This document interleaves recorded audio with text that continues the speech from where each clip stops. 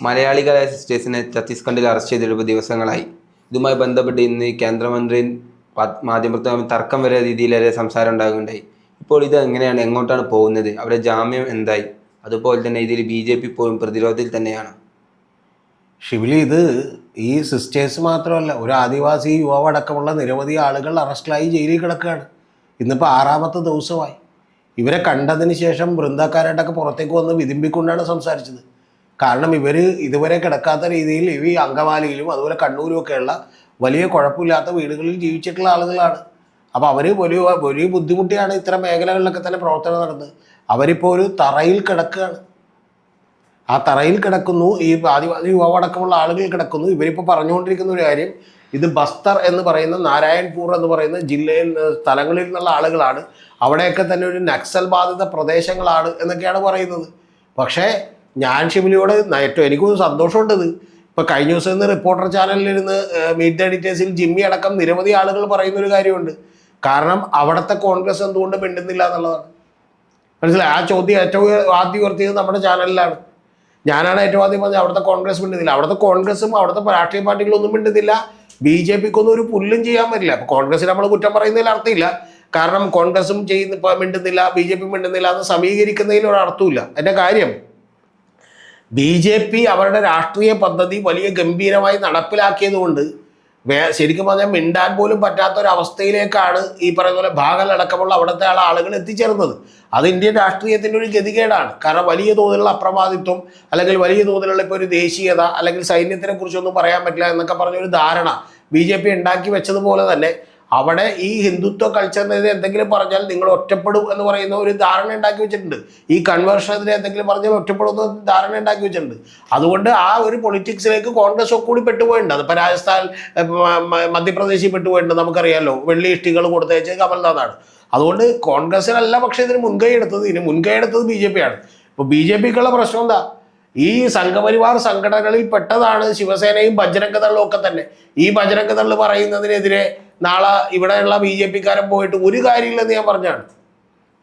അനൂപ് ആന്റണി അവിടെ പോയി, പുള്ളിക്കൊരു ഷോള് കിട്ടി, മുഖ്യമന്ത്രിയെയും മന്ത്രിയൊക്കെ കണ്ടു, അവരൊരു ഷോൾ ഇട്ട് കൊടുത്തു. കാരണം ഡൽഹിയിലൊക്കെ വരുമ്പോൾ കണ്ടുകൊണ്ടിരുന്ന ഒരാളല്ലേ എന്ന് വിചാരിച്ചിട്ട് അനൂപിനെ കണ്ടപ്പോൾ ഒന്ന് മൈൻഡ് ചെയ്തു. തൊട്ടപ്പുറത്തുനിന്ന് കഞ്ഞിയോ ചായയോ വെള്ളം എന്താണെന്ന് വെച്ചാൽ കുടിച്ചിട്ട് പോയിക്കോന്ന് പറഞ്ഞു. അല്ലാതെ എന്നിട്ട് ഏറ്റവും ആദ്യം അനൂപ് ആന്റണിയും ഇവിടെയുള്ള ആളുകളൊക്കെ പറഞ്ഞിട്ടിരുന്നത് എന്താ? ഇവരുടെ ജാമ്യത്തെ എതിർക്കില്ലെന്നാണ്. ഇപ്പോഴുള്ള അവസ്ഥ എന്താണെന്നറിയോ? NIA കേസുകൾ പരിഗണിക്കുന്ന കോടതിയിലേക്ക് ഈ കേസ് പോയേക്കാണ്. ഇനി ജാമ്യം കിട്ടാനുള്ള സാധ്യത ഉറപ്പായിട്ടും വളരെ വളരെ കുറഞ്ഞിട്ടുണ്ട്. കുറച്ച് ദിവസങ്ങളെങ്കിലും ജയിലിൽ കിടക്കേണ്ടി വരും. അപ്പം NIA നാഷണൽ ഇൻവെസ്റ്റിഗേഷൻ ഏജൻസി എന്ന് പറഞ്ഞാൽ എന്താണ്? ഇന്ത്യയിൽ നടക്കുന്ന വിധ്വംസ പ്രവർത്തനങ്ങളും തീവ്രവാദ പ്രവർത്തനങ്ങളൊക്കെ മോണിറ്റർ ചെയ്യുന്ന ഏജൻസിയാണ്. അപ്പം ഇത്തരത്തിൽ ഹ്യൂമൻ ട്രാഫിക്കിംഗ് കൂടി വന്നതോടുകൂടി ആ കേസിൻ്റെ ലെവലിലേക്ക് ഈ കേസായി, കുറച്ചുകൂടി ഗുരുതരമായ കേസായി. ഇത്രയും നാളും പറഞ്ഞിട്ടിരുന്ന ഞങ്ങൾ BJPക്കാർ പോയി രക്ഷിക്കും. ഒരു BJPക്കാരനും ഇത് രക്ഷിക്കാൻ പറ്റില്ല. ഇപ്പം രാജീവ് ചന്ദ്രശേഖർ തന്നെ ഇനി നേരിട്ട് അവിടെ ചെന്നിറങ്ങി നിന്നാൽ പോലും അവിടെ അവർക്ക് കിട്ടാനുള്ള വോട്ട് കിട്ടണ്ടേ? ഈ കാര്യങ്ങളൊക്കെ ഞാൻ ഇന്ന് കഴിഞ്ഞ ദിവസം തന്നെ പറഞ്ഞതാണ്. ഷിബിലിക്കൊക്കെ ഓർമ്മ ഉണ്ടാവില്ല, 55 സീറ്റ് ഈ 42-45% ആർക്കുണ്ട്? 40-42% കോൺഗ്രസിനുണ്ട്. ലോക്സഭയിലേക്ക് വന്നപ്പോൾ 41% ഉണ്ട്. പക്ഷെ അപ്പോഴത്തേക്ക് 50-53% ആർക്കുണ്ട്? BJPക്ക് ഉണ്ട് ലോക്സഭയിലേക്ക് വന്നപ്പോൾ. അല്ലെങ്കിൽ അവർക്കൊരു 40-45% കൂടുതലുണ്ട്. അപ്പൊ അത്തരത്തിലുള്ള വോട്ട് ഷെയറുകളുള്ള ആളുകളാണ്. ആ വോട്ട് ഷെയർ കിട്ടുന്നത് എവിടെ നിന്നാണ്? ഒരു 1.9% ക്രിസ്ത്യൻസിൽ നിന്ന് വോട്ട് കിട്ടുമോ? കിട്ടിയിട്ട് ജയിക്കാൻ പറ്റുമോ? ഒരു ജില്ലയിൽ പോലും ജയിക്കാൻ പറ്റില്ല. ഒരു ജില്ലയിൽ പോലും ജയിക്കാൻ 2 സീറ്റ് പോലും ജയിക്കാൻ പറ്റില്ല. പിന്നെ എന്ത് ചെയ്യും? 90 സീറ്റാണ് നിയമസഭയിലുള്ളത്. അപ്പൊ ആ 90 സീറ്റുകളിൽ മഹാഭൂരിപക്ഷം സീറ്റുകൾ കിട്ടണമെന്നുണ്ടെങ്കിൽ ഏത് പാർട്ടിയാണെങ്കിലും, കോൺഗ്രസ് ആണെങ്കിലും BJP ആണെങ്കിലും, അവിടെ എന്ത് ചെയ്തേ പറ്റൂ? ഈ പറയുന്ന ഹിന്ദു കമ്മ്യൂണിറ്റിയോടൊപ്പം നിന്നേ പറ്റൂ. ഹിന്ദു കമ്മ്യൂണിറ്റിയിലെ മഹാഭൂരിപക്ഷം പേർക്കും ഇത് ഞങ്ങളെ കൺവേർഷൻ ചെയ്യാൻ വരുന്നവരാണ് ഇവരെന്ന് പറയുന്ന തോന്നലുണ്ടാക്കി. അല്ലെങ്കിൽ ഒരു വലിയ വിഭാഗത്തിനുണ്ടായി. ആ തോന്നലിൽ എതിർക്കാൻ അവിടുത്തെ എല്ലാ രാഷ്ട്രീയക്കാർക്കും പേടിയാണ്.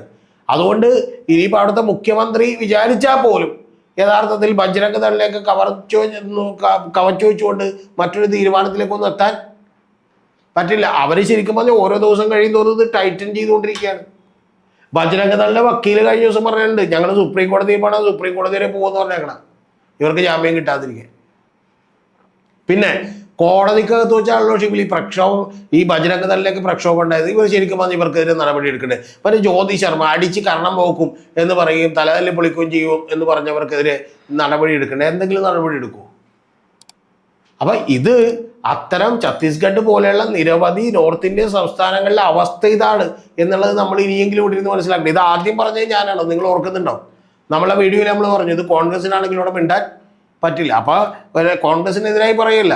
ഇതിന്റെ ആശാന്മാരാരാണെന്ന് വെച്ചാൽ BJP ആണ്. BJP ആണ് അത്തരത്തിലുള്ള ഒരു ഇക്കോസിസ്റ്റം ബിൽഡ് ചെയ്തതുകൊണ്ട് മിണ്ടാൻ പറ്റില്ല. ഇപ്പൊ ഇവിടെ പോലും കഴിഞ്ഞ തവണ ഞാൻ ക്രൈമിൽ ഇന്റർവ്യൂ എടുക്കുമ്പോൾ ഗൗതം എൻ്റെ അടുത്ത് ചോദിച്ചു, പിണറായിക്ക് എന്തുകൊണ്ടാണ് ശബരിമലയിൽ സുപ്രീം കോടതി വിധി ഉണ്ടല്ലോ സ്ത്രീകളെ ശബരിമലയിൽ കയറ്റാൻ തീരുമാനം എടുക്കാൻ പറ്റാത്തത് എന്തുകൊണ്ടാ? ന്യായത്തിന്റെയും മര്യാദയുടെയും നീതിനൊപ്പം നിൽക്കുന്ന ആളുകളെ വിട്ടുപോയിട്ട് ആളുകളൊക്കെ തന്നെ എതിരായി. പിണറായിക്ക് പോലും മനസ്സിലായി ഇത് തലവേദനയെന്ന്. പിന്നെ പുള്ളിക്ക് നിവൃത്തിയില്ല, ജനം പറയുന്ന വഴിക്ക് പോയേ പറ്റുള്ളൂ. ഇത് തന്നെയാണ് ഷിബിലി മറ്റേ തമിഴ്നാട്ടിൽ ജല്ലിക്കെട്ടിന്റെ കാര്യത്തിൽ കണ്ടത്. സുപ്രീം കോടതി വേണ്ടെന്ന് പറഞ്ഞു, നിരോധിച്ചു. ജല്ലിക്കെട്ട് എന്ത് ചെയ്യാൻ പറ്റിയില്ല, ഒഴിവാക്കാൻ പറ്റിയില്ല.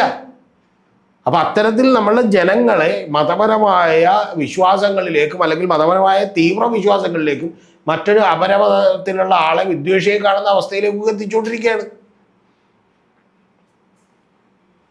ഇനി ഇതുകൊണ്ടുണ്ടായിരിക്കുന്ന കാര്യം എന്താണെന്ന് വെച്ചിട്ടുണ്ടെങ്കിൽ യഥാർത്ഥത്തിൽ ഇപ്പൊ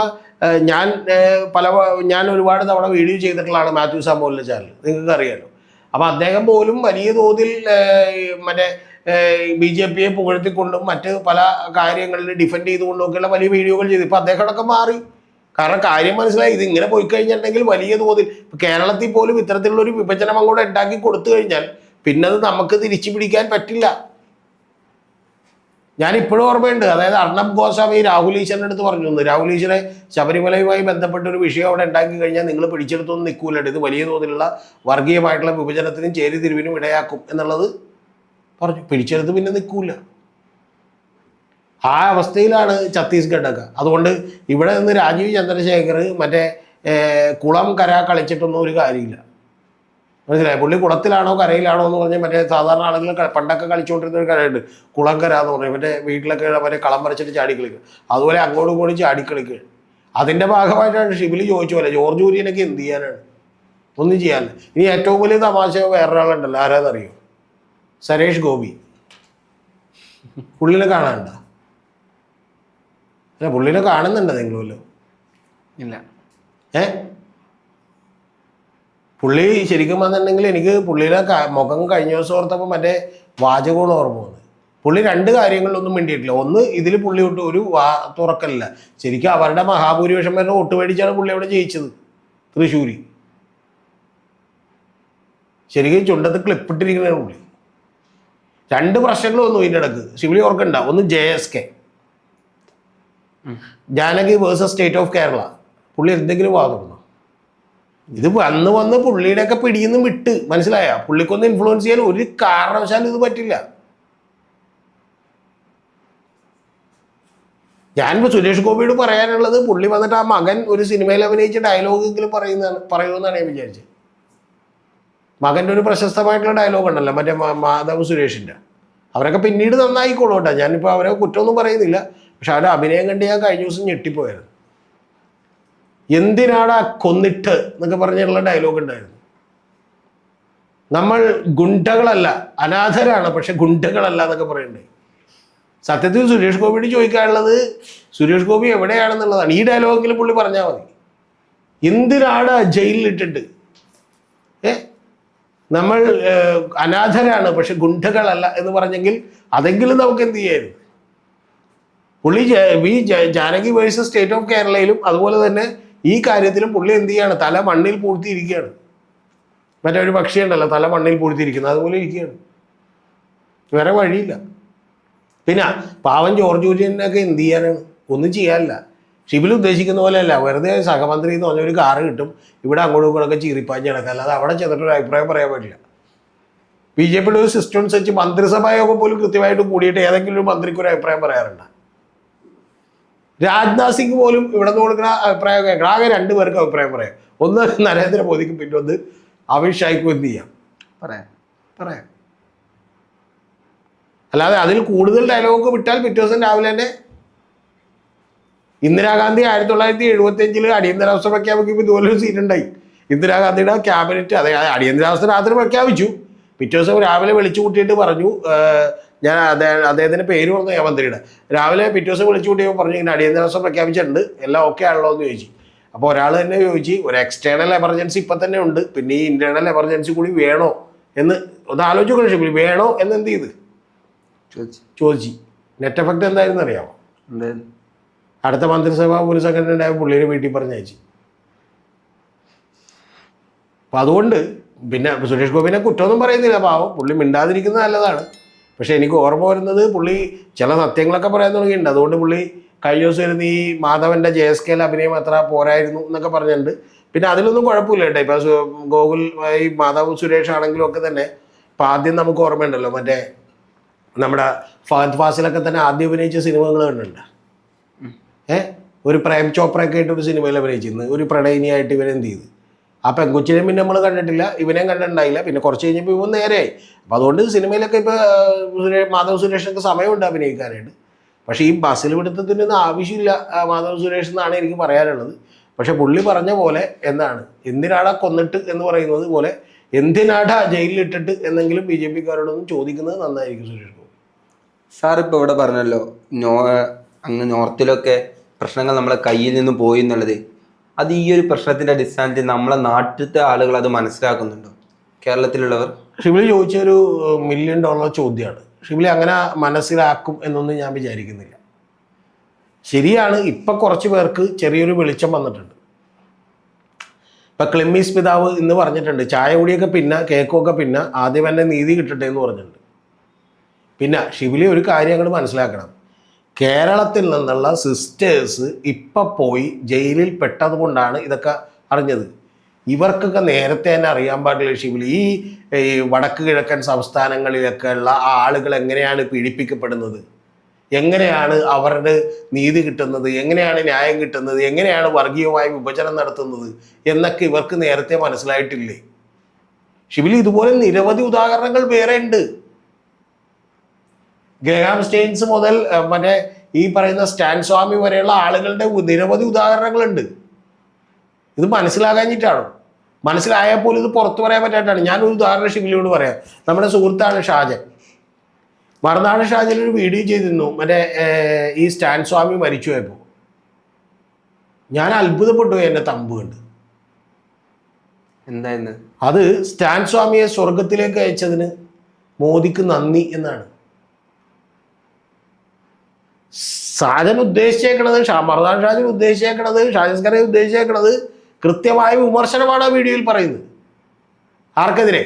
മോദിക്കെതിരെ. അതായത് ഒരു ഭാഗം തളർന്നു പോയാൽ കയ്യിലൊരു സ്ട്രോ ഇല്ലാതെ ഗ്ലാസ് പോലും പിടിച്ച് ചായ പിടിക്കാൻ പറ്റാത്തൊരാൾക്ക് സ്ട്രോ പോലും കൊടുത്തില്ല. സ്ട്രോ പുറത്തുനിന്ന് അവിടെ എത്തിച്ചു കൊടുത്തിട്ട് അതിന് സ്ട്രോ അകത്തേക്ക് കയറ്റിയിട്ടുണ്ടെങ്കിൽ വലിയ എന്ത് പ്രശ്നം ഉണ്ടാവും എന്നൊക്കെ പറഞ്ഞത്. ഇനി സ്ട്രോ പുള്ളി ഒടിച്ചു മുടക്കി AK-47 ഉപയോഗിക്കുമെന്ന് എന്തൊക്കെ പറഞ്ഞു. എന്നിട്ട് എന്ത് ചെയ്തു?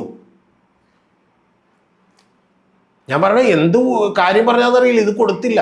അപ്പൊ അതിനങ്ങനെയാണ്, അങ്ങനെ വീഡിയോ ചെയ്യാൻ പറ്റാവുന്ന ഒരു സ്ഥലമായി കേരളം മാറി. അല്ലെങ്കിൽ സ്വന്തം സബ്സ്ക്രൈബേഴ്സും സ്വന്തം ആളുകളൊക്കെ ഒലിച്ചു പോകും.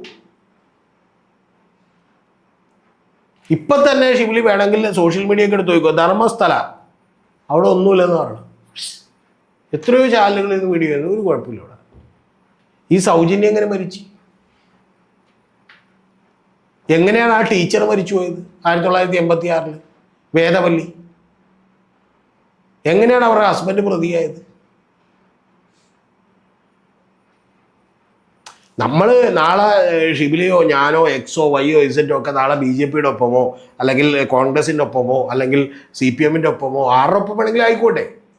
പക്ഷെ ആ CPM-നകത്തോ അല്ലെങ്കിൽ അവരെന്തെങ്കിലും വൃത്തികേട് കാണിക്കുമ്പോൾ അത് പറയാനുള്ള ധൈര്യം എന്നുണ്ടാകുന്നോ ആളുകൾക്ക് അന്നേ ഈ നാട് രക്ഷപ്പെടുകയുള്ളൂ. ഇപ്പം തന്നെ നമ്മളുടെ ചാനലിൽ വ്യൂസ് കൂടും, ഭയങ്കരമായിട്ട് കൂടും ഷിബിലി. എങ്ങനെയാണെന്ന് അറിയാമോ? നമ്മളൊരു സൈഡ് പിടിച്ചാൽ മതി. എന്നിട്ട് ആ സൈഡിനനുസരിച്ച് മാത്രം നമ്മൾ പറഞ്ഞുകൊണ്ടിരിക്കണം. അവർക്കൊരു തെറ്റും പറ്റൂലെന്ന് നമ്മളങ്ങോട്ട് അന്ധമായിട്ട് വിശ്വസിക്കണം. തൽക്കാലം നമുക്കതിന് സമയമില്ല, നാളെ ചെയ്യുമോയെന്ന് അറിയില്ല.